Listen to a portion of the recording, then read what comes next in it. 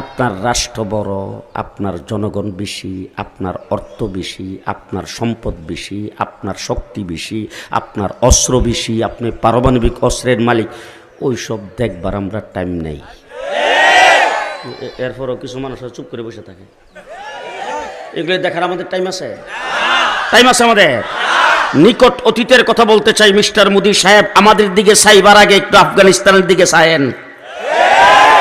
জি, পৃথিবীর সবচাইতে বড় পরাশক্তি আমেরিকা, তার সাথে তার মিত্র ৭০টা দেশ একত্রিত হয়ে ২০ বছর চেষ্টা করেছেন, প্যাম্পাস পরে বিদায় হয়েছে।